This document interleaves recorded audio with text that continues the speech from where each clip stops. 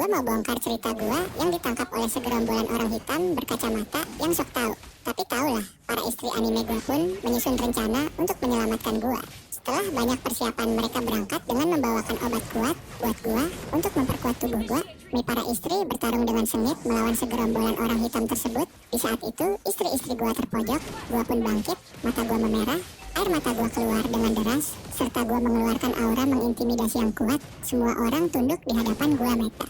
Tak lama kemudian, pemimpin segerombolan orang hitam itu muncul, bernama Mas Hamba. Mas Hamba berduel 1 versus 1 dengan Guawur. Saat penjahat hitam itu maju, gue langsung dengan kecepatan lebih dari cahaya yang sampai menghentikan waktu.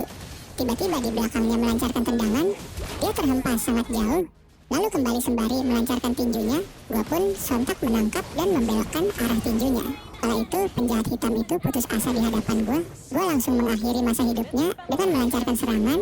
Dia terbang ke langit, dan di saat itu juga gue menendangnya untuk kembali ke bawah dan melancarkan serangan aura putih super kuat gue. Dan istri-istri gue tersenyum dan memeluk gue dengan penuh bangga tamat. Jadi cerita ini dimulai dari seorang anak yang bercita-cita menjadi orang yang dingin dan super jenius di lingkungannya. Tapi entah kenapa, kesehariannya cuma menonton anime di kamar dengan menghabiskan tisu yang sangat banyak. Suatu hari, pada saat dia sedang berkaca di WC kamar mandi, dia melihat sesosok makhluk hidup yang gak berguna, yang kerjaannya bangun tidur, makan, rebahan, nonton anime, culi, dan tidur. Dia selalu menonton anime-anime yang karakter utama dari anime itu dingin dan sangat jenius. Tetapi, dia menyembunyikannya dari orang-orang. Anak ini super-super ingin mempraktekannya di kehidupan nyata. Akan tetapi, kenyataan berkata lain. Dia tidak pintar kerjaannya, cuma culi. Dan dia selalu berhayal terhadap kejadian itu. Begitu miris, ada juga kejadian yang sangat unik. Apabila dia mendengar musik yang sigma, maka moodnya langsung sigma dan dingin. Tapi ketika dia mendengar lagu cowok sad boy, moodnya langsung sad dan berhayal. Seakan-akan dia paling tersakiti di dunia. Pernah suatu hari, pas sekolah, dia diganggu sama teman-temannya. Dia dibully sampai nangis, dan dia berteriak terus diam, melihat lantai. Dia seolah-olah ingin mengeluarkan kekuatan anime. Tapi apalah daya, ini adalah dunia nyata. Dan dia mengalami kenyataan yang pahit. Dia ingin menunjukkan kemampuannya, tapi kerjaan dia cuma melakukan hal yang gak berguna buat dirinya sendiri. Terus anak itu marah-marah sendiri dengan ketidakmampuannya dalam mempertahankan diri dan menjadi sesosok orang yang jenius. Dia frustasi terhadap dirinya sendiri, dan dia menyesal karena kerjaannya cuma rebahan dan menonton anime. Bagaimana anak ini tidak bodoh dan tolol kalau kerjaannya culi dan sangean saja. Bangun tidur, dia culi, selesai makan, dia keuli. Apalagi pas rebahan dia adalah suhu percolian, disuruh perbaiki diri dia, tak mau disuruh. Koli dia gaskan. Tamat, dan itu adalah kalianmu, hehehehe. Ini adalah tipe cewek yang gue hindarin untuk dijadikan istri. Sekarang giliran gue sebagai cowok yang bikin standaran TikTok. Mampus lu. Yang pertama, cewek yang gendut. Oh, lu bilang cantik itu gak harus kurus. Bullshit. Oh, cuma pemalas, malas olahraga, malas diet. Cewek gendut itu adalah mereka yang gak bisa mengendalikan dirinya. Oke? Gak bisa mengendalikan porsi makannya, malas olahraga. Beda cerita kalau lu terlahir pendek atau terlahir dengan warna kulit tertentu, ya lu gak bisa apa-apain karena itu genetik kan gitu. Tapi kalau lu gendut, ya lu diet. Fuck you. Yang kedua, cewek yang gak bisa masak. Terus lu ngapain? Tidur doang gitu seharian. Gua kasih lu duit, gue kerja mati-matian. Terus lu bilang cewek gak harus bisa masak. Bullshit. Gak bisa masak, belajar masak. Sekarang ada Google, YouTube, AI apalagi. Lu cuma malas. Gue bakal seneng kalau ada pulang kerja, makan, masakan istri, bukan pembantu. Gue aja bisa masak, masa lu gak bisa? Yang ketiga, cewek yang ngikutin standar TikTok. Cewek kayak gini adalah cewek dengan literasi rendah dan otaknya itu didengkul. Maunya cowok yang kaya, yang mapan dan lain-lain. Emangnya cowok yang udah kaya dan mapan milihnya cewek modelan lu? Ngaca woy, ngaca. Yang keempat, cewek yang so cantik. Cewek modelan kayak gini nih kecantilan biasanya. Udah ngejurus ke arah penghentian. Rasa cantik, dia mikirnya cowok-cowok bakal banyak yang suka. Padahal mah buat pemuas nafsu doang gitu. Yang kelima, cewek yang punya sahabat cowok. Kenapa? Gue gak suka. Kalau lu milih gue, ya sama gue. Kalau enggak, ya lu pergi dari hidup gue. Paham lu? Cowok-cowoknya tipe cewek itu kayak gimana? Coba tulis di kolom komentar, lu setuju gak sama gue? Hidup gue emang penuh kejutan, men.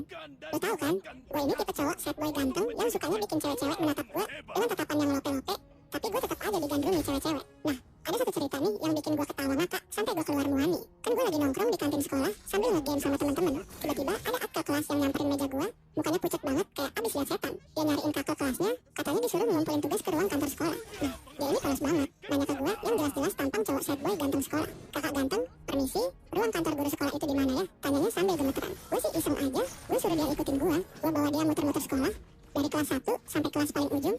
Padahal ruang kantor guru sekolah itu deket banget dari kantin. Dia nurut aja lagi kayak anak ayam kehilangan induk. Ketika udah lumayan jauh, gue berhenti terus bilang, "Dek, ruang sekolah kantor kelas guru tuh tadi di sebelah kantin, lu kelewatan jauh banget." Muka dia langsung merah padam kayak habis nahan berak, antara kesel sama malu kayaknya. Teman-teman gue udah pada ngakak dari tadi. Terus tiba-tiba ada cewek cakep nyamperin gue, anak kelas sebelah yang udah lama ngincer gue. Dia nanya, "Mian ganteng, kamu ngapain sih nakut-nakutin aktor kelas?" Gue langsung pasang muka cowok sad boy. "Gak kok, cuma nunjukin jalan aja biar dia gak nyasar." Anehnya, si aktor kelas yang tadi gue kerjain malah belain gue.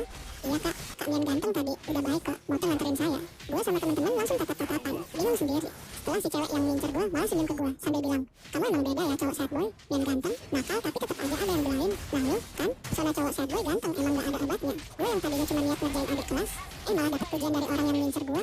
Emang tidak terduga banget dah hidup ini. Gue kemarin nonton anime Vinland Saga, dan gue sangat suka dengan karakter utama di anime ini, yaitu Thorfinn. Dan kadang gue mikir, dunia ini bukan soal siapa yang paling kuat, atau siapa yang paling sering menang. Dulu gue pengen ngalahin semua orang yang nyakitin gue, pengen buktiin kalau gue bisa berdiri di atas mereka semua. Tapi makin jauh gue jalan, makin banyak darah dan amarah yang gue lihat, gue sadar satu hal, semua itu cuma ngebakar diri sendiri pelan-pelan. Gue bukan lagi orang yang hidup buat benci. Gue udah capek perang sama dunia, sama orang, sama masa lalu. Sekarang gue cuma pengen damai. Bukan karena gue lemah, tapi karena gue akhirnya ngerti, gak ada musuh di dunia ini, kecuali kebencian yang gue pelihara sendiri. Gue bukan pahlawan, bukan juga orang suci.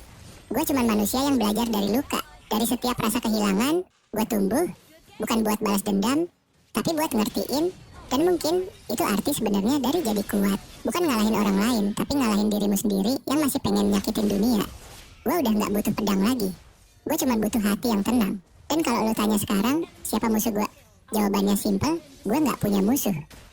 Welcome, selamat datang di VT video gue. Di sini gue akan membawakan pantun. Dengerin ya Suki. Burung dara, burung pipit, kelapa muda, kelapa sawit. Jika aku sembuh oleh obat yang pahit, lantas kenapa kamu yang manis membuatku sakit? Cinta yang berlebihan hanya akan menciptakan penderitaan. Belajarlah dari FF, lebih baik menunggu musuh di balik pintu daripada menunggu dia yang tidak ada rasa kepadamu. Kadang pilih MU, kadang pilih City. Bahkan hujan lebih baik darimu karena kedatangannya hanya membasahi, bukan menyakiti. Kadang pilih Persija, kadang juga milih Persebaya. Jangan memaksa seseorang untuk selalu ada, karena orang tulus akan selalu ada, tanpa harus diminta. Harusnya aku memilih, bukan harus berterima kasih. Aku siap membantumu pulih, walaupun akhirnya bukan aku yang kamu pilih. Alamak, mode terlarangnya mode on aktif jir. Pagi itu gue cuma pengen jogging chill aja. Niatnya sih biar badan gak kaku. Gue gak mau pamer kegantengan gue tak. Tapi ya, namanya juga ganteng. Aura dingin gue alami emang susah dimatiin. Bahkan matahari aja berubah menjadi biru saking dinginnya gue. Lagi enak-enaknya lari santai, headset nyala. Lagu favorit gue, tukang tambal ban nongol di telinga. Tiba-tiba gue kulihat dua cewek misterius nongkrong di pinggir taman.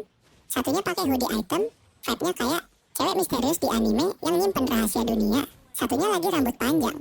Gue lewat depan mereka, dan entah kenapa mereka langsung diem. Pandangannya ngikutin gue terus. Gue senyum dikit, bro mereka langsung kelihatan saling pandang, kayak bilang, tadi barusan kita lihat Jeffrey Nicole. Bukan sih, gue lanjut lari, pura-pura gak notice.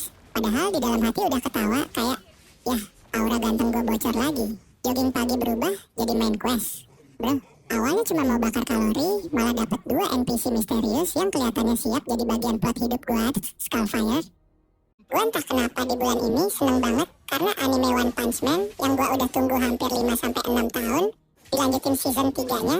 Tapi di lain sisi gue sedih karena timnas Indonesia kalah dengan Arab Saudi. Tapi gue berharap semoga Indonesia masih memiliki kesempatan buat lolos ke round 5. Kita lanjut ke anime One Punch Man. Dari situ ada gambaran tentang gue kenapa. Karena kekuatan Saitama adalah sebagian kecil dari kekuatan gue pula. Autor dari One Punch Man sangat terinspirasi dari kisah gue, tapi teman sekelas gue bilang gue itu nggak cocok dengan Saitama. Tapi mereka bilang gue lebih cocok sama Light Yagami. Karena dari segi ketampanan, kepintaran, kejeniusan sifat gue, udah kayak 11-12 dengan Light Yagami. Gue kadang tanpa sadar memanipulasi orang-orang buat nunjukin apa yang dia sembunyikan. Mereka seperti terhipnotis oleh gue. Mereka nggak bisa berkata-kata dan berharap ke gue untuk berhenti memanipulasi orang-orang, karena setiap orang yang sering mengganggu gue langsung menulis namanya di memori otak gue bro. Gue entah kenapa di bulan ini seneng banget karena anime One Punch Man yang gue udah tunggu hampir 5-6 tahun dilanjutin season 3-nya. Tapi di lain sisi gue sedih karena timnas Indonesia kalah dengan Arab Saudi. Tapi gue berharap semoga Indonesia masih memiliki kesempatan buat lolos ke round 5. Kita lanjut ke anime One Punch Man. Dari situ ada gambaran tentang gue kenapa. Karena kekuatan Saitama adalah sebagian kecil dari kekuatan gue pula. Autor dari One Punch Man sangat terinspirasi dari kisah gue. Tapi teman sekelas gue bilang gue itu nggak cocok dengan Saitama. Tapi mereka bilang gue lebih cocok sama Light Yagami. Karena dari segi ketampanan, kepintaran, kejeniusan sifat gue udah kayak 11-12 dengan Light Yagami. Gue kadang tanpa sadar memanipulasi orang-orang buat nunjukin apa yang dia sembunyikan. Mereka seperti terhipnotis oleh gue. Mereka nggak bisa berkata-kata dan berharap ke gue untuk berhenti memanipulasi orang-orang. Karena setiap orang yang sering mengganggu gue langsung menulis namanya di memori otak gue, bro. Jadi gini bro, hari itu sebenarnya biasa aja. Gue lagi di sekolah, setengah ngantuk karena jam pertama isinya pelajaran yang bahkan gurunya kayak udah mau nyerah sama hidup. Tapi tiba-tiba sesuatu jatuh dari tas orang, benda kecil mengilap, kayak perak. Gue lihat, ternyata silver queen, anting, kalung, entah apa, tapi keren banget. Gue ambil pelan-pelan dan pas gue lihat lebih deket, di situ ada nama gue. Gue diem. Serius? Itu aneh banget. Siapa yang bakal tulis nama gue di benda beginian? Gue tanya ke kelas, ini punya siapa? Dan di luar dugaan, cewek tercantik di kelas, berdiri. Iya, yang tiap cowok kalau dia lewat langsung lupa cara napas. Dia lihat gue, senyum dikit, terus bilang, itu buat kamu, karena kamu mirip Ayano. Gue langsung freeze. Siapa itu Ayano? Dia cuma nyengir dan jawab, itu adalah kamu, karena kamu mirip Ayano. Selesai. Otak gue langsung error 404 not found. Pulang sekolah, gue kepo dong. Gue buka HP, search Ayano anime. Gue nonton. Awalnya biasa aja, tapi makin lama makin aneh. Setiap ekspresi, setiap cara jalan, bahkan cara dia ngomong, itu gue banget. Tenang, misterius, kelihatan cuek, tapi dalam kepala isinya 10 langkah ke depan. Gue lihat layar dan ngerasa kayak lagi ngacak ke versi lain dari diri gue. Dan entah kenapa, gue ngerasa kayak itu bukan kebetulan. Dari situ gue mulai mikir, mungkin selama ini gue bukan cuma orang biasa yang kebetulan ada di sekolah ini. Mungkin gue cuma versi dunia nyata dari karakter yang belum sadar kalau dia karakter. Mungkin gue Ayano Koji versi dunia nyata. Gue kemarin pas lagi di rumah teman sekelas gue, ada kejadian unik yang terjadi, yaitu ada orang yang nyembunyiin sendal temennya. Tapi di situ mata tertuju ke gue, bukan sebagai pelaku, tapi sebagai orang yang mencari pelaku tersebut. Nah, mata teman sekelas gue semua seperti memiliki pengharapan yang besar ke gue. Terus karena gue adalah orang yang mau diandalkan, gue duduk jongkok dan memikirkan semua hal aneh yang terjadi. Kata teman-teman gue, lu kenapa sih selalu jongkok kayak gitu? Gue jawab, karena kalau gue jongkok, kematangan pikiran gue menjadi 200%. Tapi ketika gue nggak melakukan jongkok, maka gue hanya menggunakan sedikit dari kejeniusan gue. Temen gue nanya lagi, kamu siapa sih sebenarnya? Gue dengan jeniusnya bilang, gue Miandes. Semua orang terdiam, nggak bisa berkata-kata. Lalu ada cewek teman sekelas, gue nanya, Miankun, kamu kok misterius banget sih? Gue cuma bilang, yare-yare. Di dalam hati gue bilang, setelah Watashi menonton anime Death Note, entah kenapa cara pikir gue dan cara gue mau berpikir mirip banget dengan karakter yang bernama L. Gue gak akan tahu sebenarnya kemiripan gue sama L. Kadang menyebabkan orang salah paham. Di lain sisi gue berhasil menemukan tuh sendal. Sebenarnya gue sudah menemukan sendalnya sebelum sendal itu sendiri dinyatakan hilang. Gue memanipulasi teman sekelas gue, jadi kejeniusan gue adalah aset berharga buat membantu orang yang kesusahan.